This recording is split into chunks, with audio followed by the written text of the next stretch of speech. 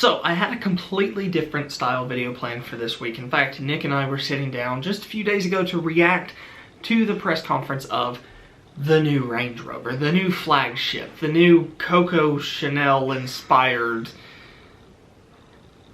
shopping trolley that they've come out with. And I should say, before we get into this video, a few things. One, I'm not the target audience for this car. I will buy it in 5 years when it's depreciated, so my opinion right now is not the most relevant thing, but I am a huge Land Rover enthusiast. We've had a Disco 2, an L322, and a L494 Sport, so we like our Land Rovers, and we like all different kinds of Land Rovers for the most part. And I was a big fan the past few years, especially of the L405 full-size. I really think the Land Rover lineup is probably the greatest lineup of any car manufacturer around right now. The problem is, I don't like the new Range Rover, and I'm not alone in that. No, I also don't like the new Range Rover, and what's interesting though is it is particular parts of the new Range Rover I like more, and other parts I like less. For example, the front of the car, absolutely incredible. The front of the car looks like a remodeled L405, but looks good because of that. I don't have much of any complaints. However, I do not enjoy that rear end. The rear is appalling. And here's the thing, I think what they have done with the Range Rover over the past few years with the L405 has kind of been leading to where we are now, especially considering that this looks like a facelifted L405. That is my biggest point. I feel like they've not tried quite hard enough to build something that's better than what it was before. I think this entire press conference really speaks to where Land Rover are headed as a company. When they start off a press conference with talking about quotes from Coco Chanel and talking about what a fantastic luxury symbol it is, to me they are no longer building their own product as they have been for years. They are now trying to compete with the Bentayga and the Cullinan. Obviously, those are its two big competitors. When you think about the SV autobiography, you think also Cullinan and Bentayga. The problem with that is, for the past few years, I have had the impression that the Cullinan and the Bentayga were much more expensive, but still trying to play catch up to what the Range Rover actually was. It doesn't matter how successful someone is, how well off someone is. Odds are they have a Range Rover in their life. And that was just that. It didn't really matter what other cars you had, anything like that. Most of the time, you also had a Range Rover. And it was just sort of unspoken that this was the best of the best of the best. And when it comes to daily driving, I still believe that it is the best. But for me, I feel like Land Rover have drifted away from capability so much in the past few years, and I feel like now they are mainly just focused on building a Beverly Hills shopping cart. And that's what's sad to me, because it feels like Land Rover with the full size has now more of doubled down into this being a mall prowler more so than a true capable luxury SUV. Patrick said to me the other day that he has always thought about Range Rover as luxury with capability, and then looked at, for example, the LR4 and then, the Defender now is capability with luxury. And I feel like they lost track of that some in this press conference, and it was more just luxury. They're trying to compete with the Bentayga and the Cullinan, not be their own thing. And I understand that for Land Rover, if they want to continue selling cars, they need to appeal to the people who are buying them. And that's not me. So 5 years from now, they really don't care who's buying the car.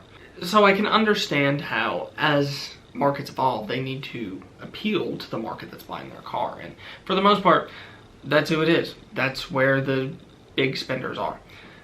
They're not the enthusiasts wanting to take it off-road and take it up a mountain the day they get it, because frankly, no one's doing that. So I can understand why they need to focus on luxury, but at the same time I feel like they are so far off what I feel a Land Rover should be that I'm just not interested in what they have right now.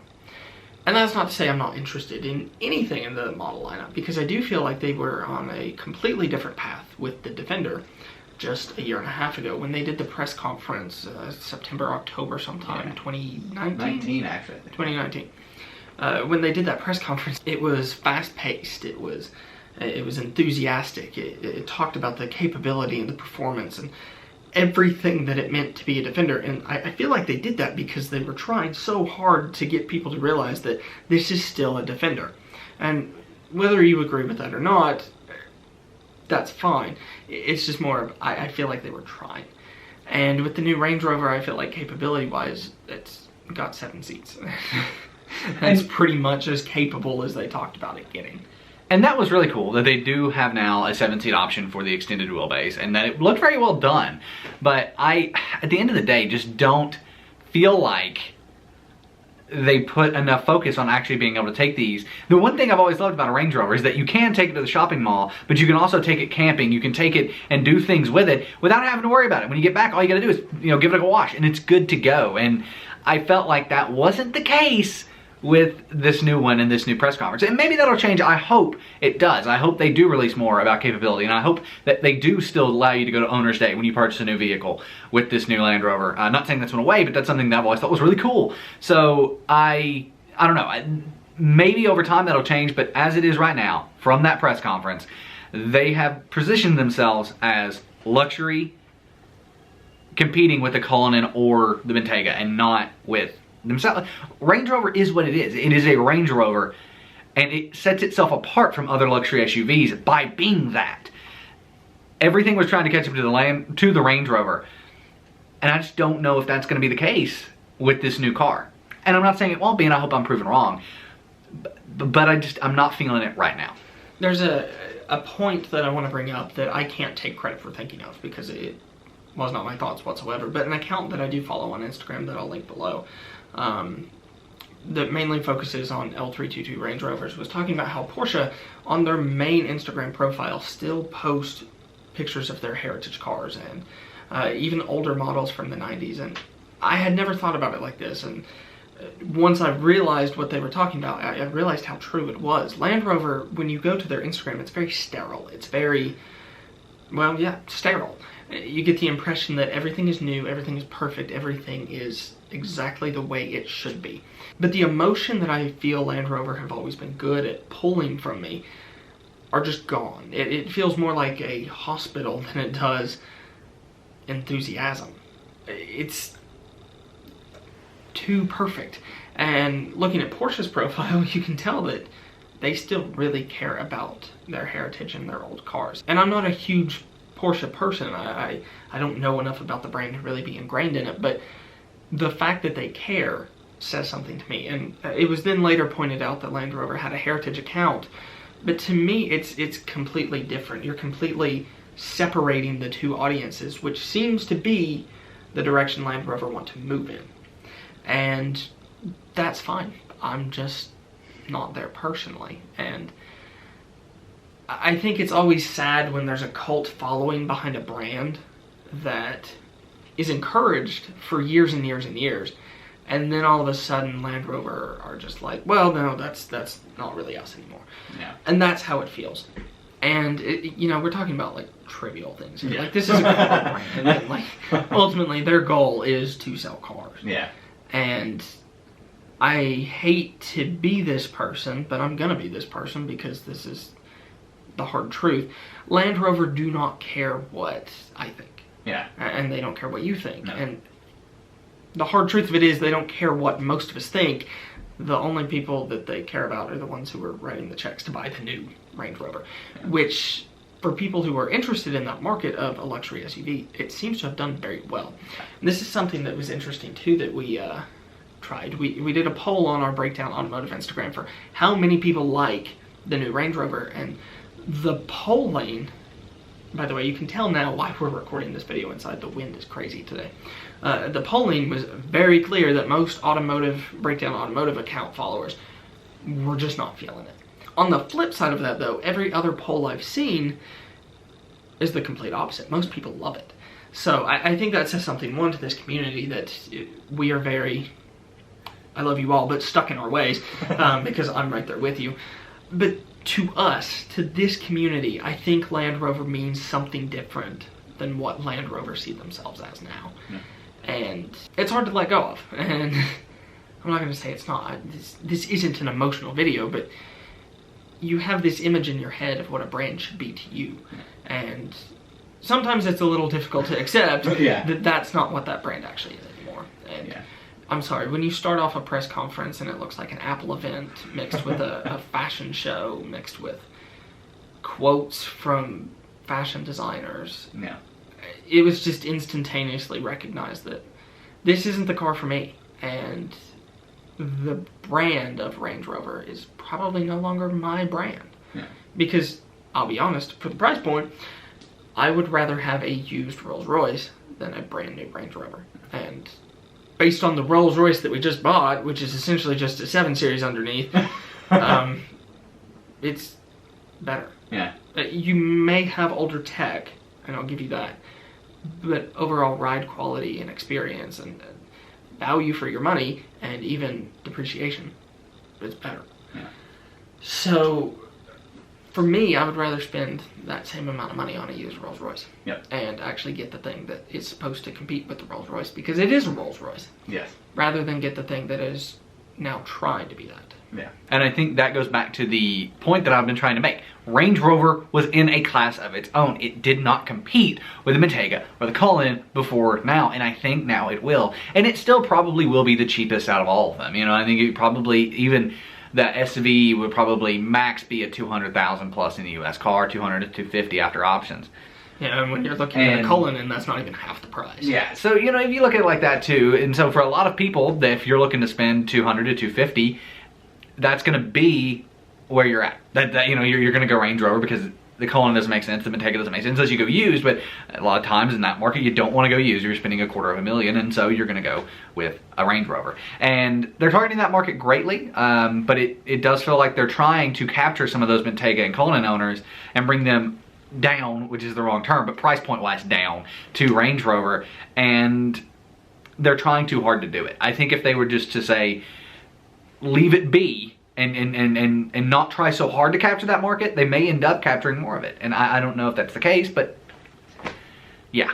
And I feel like this goes back to a problem that Land Rover have had truly for years.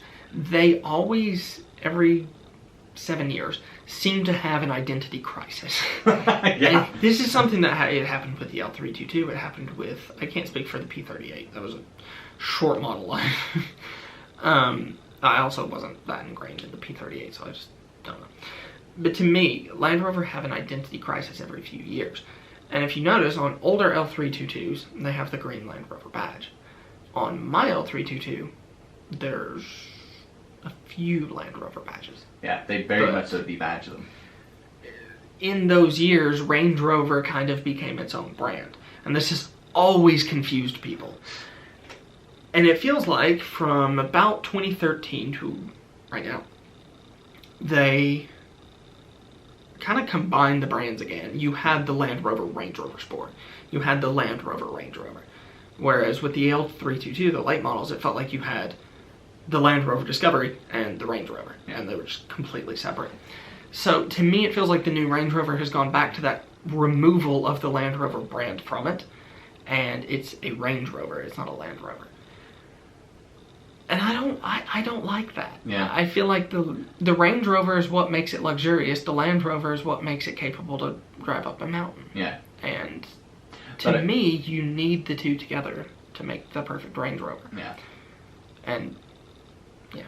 But I think you're right. I mean, you have the Defender, which is going to be the Land Rover brand, and obviously the Discovery is in there as well. And then you have Range Rover that will then probably have the Range Rover Sport and Range Rover Velar as its own separate kind of Range Rover, and then Sport and then Velar as its own separate model lineup, just like you have. The Evoque.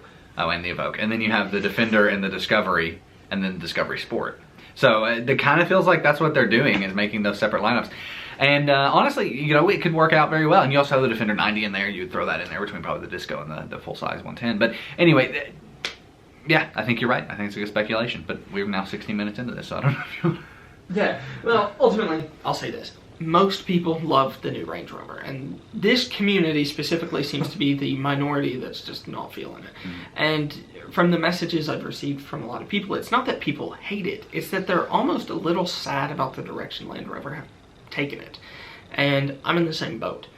Over the past few days, we've gotten a ton of messages, and I've loved it, about the new Range Rover. And people's thoughts are, I think, 100% valid, especially in this community. It seems like people aren't complaining about it, which is rare for us. We are known to complain about things. That's just rare for the car community in general. Yeah. But they're not complaining about it. They're expressing valid concerns that it's just not what they believe Land Rover should be anymore. And I get that. I feel that. Yeah. And every time I see a picture of that new Range Rover, I'm just not there. And to me, we've not even talked about the design parts that I feel like have been skimped on. It is not a new model. It is a facelifted model with a Evoque Discovery interior now. I will say the quality of materials looks much better. The design looks better. The infotainment system is not better looking. In fact, they've gone to this tablet display. I thought we were out of this phase with car design. I've hated it since 2013 when it was first launched with other car brands. I still hate it today. I think it should be seamless. I think it should float down through the center controls. I just don't understand this big screen controlling every single thing that a car can do. I don't like it. Obviously people do, or they wouldn't be selling. Yeah. But I don't like it. It feels lazy. Yeah. And I think the overall exterior design feels very lazy to me. And then the back of it feels very Kia Cadillac. It's like a Kia and a Cadillac made a baby. And it popped out a Range Rover. Yeah. And it's just, it's awful. Come on. Like, it's just, yeah.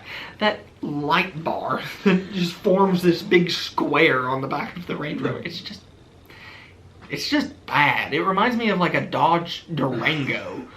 The back is appalling. I think that's my biggest design quirk. The interior screen isn't as big as a Tesla, for example, I don't think. So that's nice. At least they didn't go as large as they could have. But as far as interiors, I felt like, I love how they did the Range Rover Sport and how Porsche has changed from, which was like the Panamera, I think 2013, 2012, which was like 1,000 buttons. And they've kind of condensed it, but there's still enough buttons to be able to change things. The Range Rover Sport is similar to that in that there's buttons for things, but you can also use the display. It's kind of a great combo. And it's something that I really respect about our Ghost. Just say what you will about it being a 7 Series, about it being this, that, whatever. On the inside, it is very Rolls-Royce. Yeah.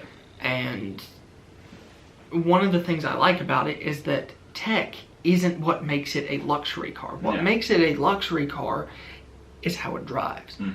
And when you start talking about a screen controlling everything, that's not luxurious, that's a pain. What is wrong with a button? Yeah, and the thing is, the way the Rolls does it is very elegant. It still looks modern to this day. Yeah. And a screen doesn't need to control every single part of it. No. And one of the things about the Rolls too, I don't even know, like there's some crazy software stuff you would have to do. You have a very responsive touchscreen to do this because you can change like your lower, like let's say leg heat and air to a different temperature and like everything than your upper heat and air.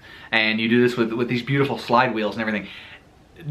Coding all that into software is going to be more complicated. It's easier to understand when it's actual physical buttons. So to end on some positive notes, I will say a few things about the new Range Rover. One, it looks like because of this new car, Land Rover are going to be around for years to continue tarnishing the brand that we believe they should be. Two, I don't mean that in a disrespectful way. I do hope Land Rover continues to succeed because I want to see them build cool stuff. Most people love it, and it seems that it's going to continue to provide new Range Rovers to us for years to come. Add to that, I think the styling is good for a modern SUV, if that makes sense. While I feel the design team was a bit lazy with changing overall shapes and proportions, they have done well at modernizing a design that we've had since 2013. Yeah. The interior looks like it's higher quality materials inside. I don't love the screen, but overall the interior looks better. Add to that, they have finally listened to consumers and added a 7th 7th row seating. That's a school bus. Added 3rd row seating. That's something that people have been asking for a long time, especially people buying them new. And in fact, when we were looking at Range Rovers and we ended up buying the Sport, one of the things we really wanted was the option to have 3rd row seating. And I'm happy that they finally offer that in the full size. It's not Range Rover, it's not something they've ever done in the full size, but sometimes you do have to understand that they have to change things. Yeah. That's something I'm actually really happy they changed, because it seems like they've done it well. They did mention in the press conference that it was as comfortable as the front 2 rows, and I just don't buy that at all. We'll test that later on, but I don't believe that. Because no car is. Like, no. Once you get that far back in the car, it's just a different experience. I'm also 6'4", so I don't fit in anything. But it seems overall that they have tried to create something that will sell well. Now, whether this community is interested in that or not, I don't know. I think time will tell. But I was very critical of the L405 at first as well. I didn't like it. I felt it strayed too much from what I believed, once again, a Range Rover should be. And over time, I now love the L405 and would like to upgrade to one for myself within the next year. But overall, I feel like they've lost vision of this above and beyond, talking about capability, and now it's just above and beyond luxury. And it is. It's the most luxurious SUV you could buy, short of $250,000. So I think this video was a little all over the place, but I did want to talk about it because it's something that I feel is important to this community specifically, that the new Range Rover really just doesn't do it for them. The new Range Rover, it's not for me. I don't think it's for a lot of you, but I think in a few years, a lot of us will have come around to it. So I think obviously when the next Range Rover is launched, we will be having the same conversations of it's just not Land Rover to me, and I'm not making fun of that, but I kind of am because I'm part of it. So to that, I say thank you all for watching. Nick, do you have any final thoughts? Yeah, I'm kind of in the same place. I think it'll grow over time. The rear still is something to me. The rear of the Discovery. I know the heritage behind the license plate being off, but it does still look weird every time I see when there's one down the street. Every time I see, I'm like, that's interesting. And I feel like the rear of this Range Rover, I might still look at it and go, that's interesting, especially when the light bar is on. But with that being said, I agree with Patrick. I think in a few years we'll probably be, or 10 years or whatever, we'll be looking at the next Range Rover going, I just don't feel like this was a Range Rover as the last one. So, the thing is, that's just how it all goes. We do that with BMWs as well. I'm more of the BMW guy, and we do that with the M4. We look at the new M4 and we're like, ew, that just looks horrible. And then with the previous generation M4, we were like, we can't believe they took away the 3 Series, like M3 Coupe, and they moved it to the M4. So it happens. One thing I will say about the 4 Series is, short of the M4, which is more muscular, the regular 4 Series now is actually just a bad looking car. It is the most horrible. I actually think it needs to win. If we were to do a Breakdown Automotive Design Awards and we were to do the ugliest duckling, I think that would be a new M4. But nevertheless, that's kind of my thoughts on it. Overall, I think it's a great addition to Range Rover, and I think it will keep Range Rover in business. And that's, I think at the end of the day, what we can all agree is something we want to see. So yeah, otherwise we can't get parts for our old ones. Exactly. So, all right, yeah, I guess thank you all for watching. Yeah. Like the video, subscribe, and this has been Breakdown Automotive Podcast Episode 1. Honestly, that's what this was. Yes. I rather enjoyed it.